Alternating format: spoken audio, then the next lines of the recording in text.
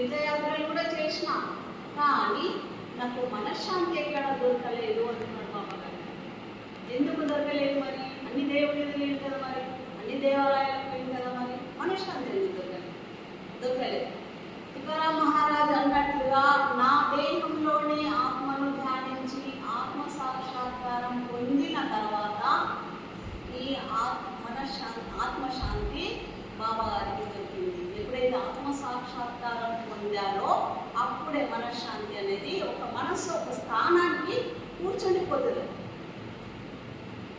లేకపోతే మనసు అటు ఇటు చంచలంగా తిరుగుతూనే ఉంటుంది. ధ్యానం చేయనంత వరకు, ఆత్మదర్శనం కానంత వరకు, గురు బోధ విననంత వరకు, గురు జ్ఞానం విననంత వరకు ఈ మనస్సు వినది, ఒక దగ్గర ఉండదు.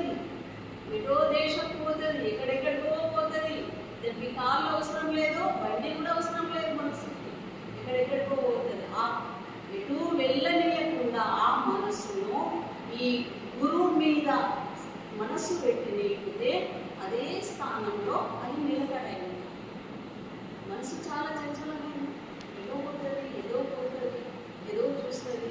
కానీ గురువు మీద ఎప్పుడైతే భక్తి శ్రద్ధ ఉంటుందో అప్పుడు మనస్సు ఒక దగ్గర చూస్తుంది. ఇప్పుడు పిల్లవాడు స్కూల్ పోమంటే ఒక తర్వాత ఎంత సతాయిస్తాడు, ఎన్నెక్కడో నేర్పిస్తాడు.